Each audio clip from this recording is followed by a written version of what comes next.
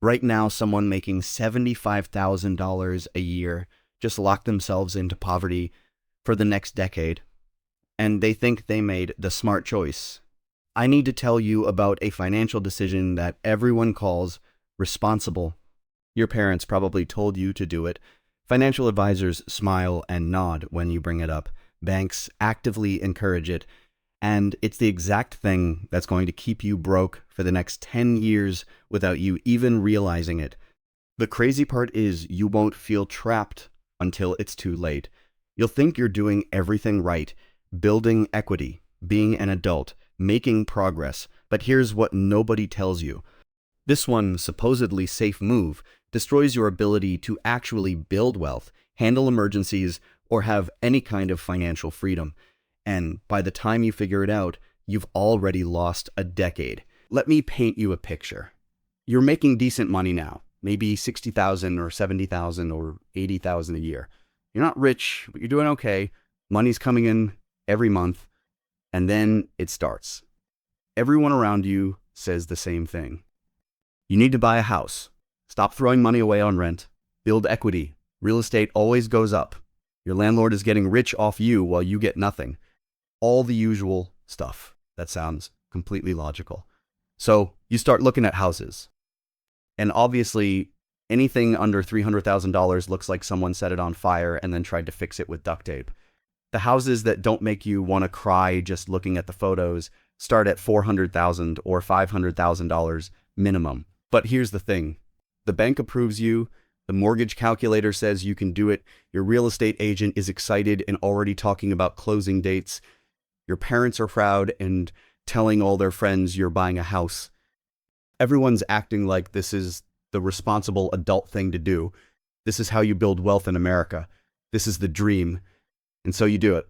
You sign the papers, you get the keys, you move your stuff in, you post the photo on Instagram with the keys, and everyone congratulates you. And that's the exact moment the trap closes. That's when your next 10 years of financial progress just died, and you have no idea yet. Here's what nobody told you about the difference between affording a house and actually affording a house. And yes, those are two completely different universes. When the bank looks at what you can afford, they're using something called a debt-to-income ratio. They take your gross income, that's the number before any taxes come out, and they say, okay, we can approve you as long as your total monthly debt payments, including this new mortgage, stay under 43% of that gross number. Some banks will even push it higher than that. So let's say you make $80,000 a year. That's about $6,667 per month before taxes. At 43%, the bank will happily approve you for up to $2,867 in total monthly debt payments. That sounds like a lot of room, right? Wrong. Completely wrong. Because that's $6,667 you're supposedly making every month. You never actually see that much money. After federal taxes come out, after state taxes, after Social Security, after Medicare, after maybe some retirement contributions if you're smart, you're actually taking home maybe $4,800 or $5,000 if you're lucky, some months less, and now you're trying to spend $2,867 on just your mortgage and debt payments. Do that math. That's almost 60% of your actual take-home pay disappearing into debt before you've bought a single piece of food or put gas in your car or paid for literally anything else you need to survive. But it gets so much worse because let's break down what that mortgage payment actually includes. This is where people get absolutely destroyed and don't realize it until they're drowning. You're not just paying the principal and the interest on the loan. That's what most people think the mortgage is, but that's just the start. On a $450,000 loan at current interest rates sitting around 6.5%, your principal and interest payment alone is roughly $2,850 per month. But then you add property taxes. Depending on where you live, that's another $400 to $700 every single month. Homeowners insurance, That's $200 to $400 per month, and it keeps going up every year because insurance companies keep pulling out of entire states, and the ones that stay keep raising prices. Then there's PMI, private mortgage insurance. This is the fee you pay every month for the crime of not being rich enough to put 20% down. It's basically a tax on being poor, and it runs anywhere from $250 to $400 per month depending on your loan. You're paying extra money every single month for insurance that protects the bank, not you. You're already at $3,700 to $4,350 per month in total housing costs, and we haven't even mentioned maintenance yet. Here's what nobody tells you about owning a house. Stuff breaks.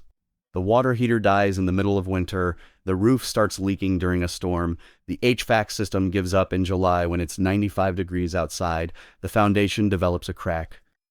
A tree falls on your fence, pipes burst, the dishwasher floods your kitchen, and when these things happen, you can't just call a landlord and make it their problem. You are the landlord now. It's your problem, your money, your credit card if you don't have the cash sitting around. The standard rule for home maintenance is 1% of your home's value per year. On a $450,000 house, that's $4,500 annually. That's $375 per month you should be setting aside every single month just for maintenance, not for improvements or upgrades, just for the inevitable moment when something breaks and needs to be fixed or replaced. So let's add all this up. You're making $80,000 a year. You're taking home about $5,000 per month after taxes and basic deductions. Your total housing cost when you factor in everything, the mortgage payment, property taxes, insurance, PMI, and maintenance, you're at somewhere between $4,000 to $400 per month. You now have $600 to $1,000 left over for an entire month for everything else in your entire life. Car payment, car insurance, gas, groceries, electric bill, water bill, gas bill for heat, internet, cell phone, student loans if you have them, credit card payments, clothes when yours wear out, toothpaste, shampoo, any attempt at having a social life, any emergency that pops up, savings, emergency fund, retirement, beyond that tiny 401k contribution. Good luck with all of that on $600 to $1,000. This is what being house poor actually looks like in real life, and millions of people are living this exact nightmare right now. They bought the house everyone said they should buy. They qualified for the mortgage. The bank said yes. They did the adult thing, the responsible thing, and now they're trapped in a prison they have to pay for. Because here's what happens when you're spending 80 to 90% of your take-home pay on fixed expenses. You have zero margin for error, zero flexibility, zero room for anything to go wrong.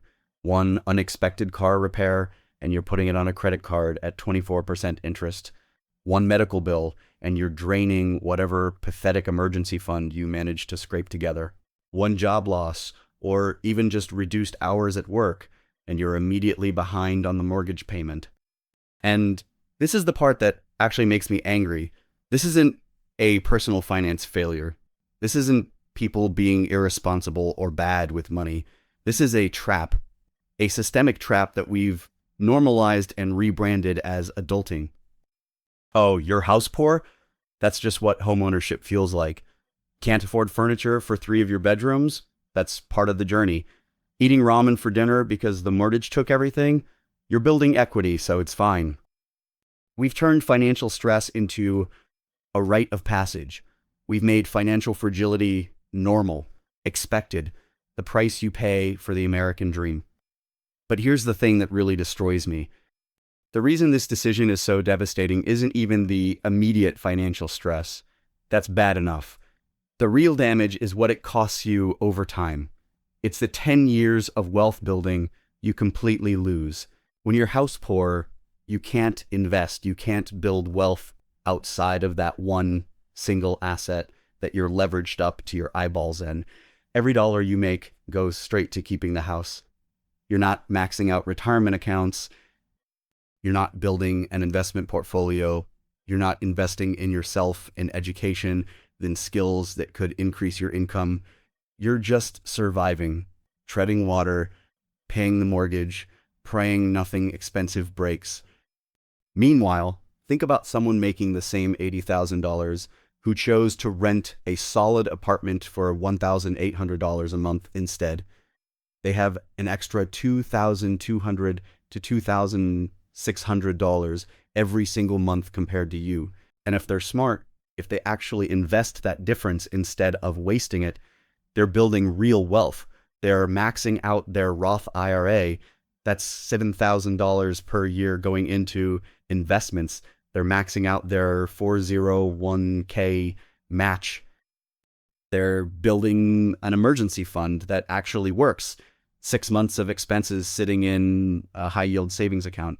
They're putting money into index funds every single month that compound and grow. And here's where the math gets brutal. Let's say they invest $2,000 per month of that difference. At an average 8% annual return, which is actually conservative for a diversified stock portfolio over 10 years, after a decade, they have roughly $366,000 in investments. That's liquid, that's accessible, that's real wealth they can actually use. Meanwhile, you, the homeowner who did the responsible thing, you've paid down maybe $60,000 or $70,000 of principal on your mortgage after 10 years. Most of your payment early on is just interest going straight to the bank. And sure, maybe your house went up in value. Maybe it's worth $550,000 now instead of $450,000, but you can't access that equity without selling the house or taking out another loan and paying more interest. So, and if you did sell after realtor fees and closing costs and moving expenses, you probably net $70,000 or $80,000 if you're lucky. The renter has $366,000. You have maybe $80,000, and you spent 10 years stressed out of your mind. This is the trap nobody talks about. The safe decision isn't always the smart decision. Right now, buying a house you can barely afford is probably the riskiest financial move you can make. You're not just buying a house. You're buying a decade of financial stress. You're buying the inability to handle emergencies. You're buying zero career flexibility because you can't risk any income change. You're buying delayed wealth building. You're buying a prison. The renter who invests the difference will be wealthier than you in 10 years. That's not my opinion. That's just math. The supposedly safe path is quietly destroying your next decade. And the longer you stay on it thinking you're doing the right thing, the harder it becomes to escape. Subscribe for more honest money advice that actually helps you build wealth instead of just looking successful.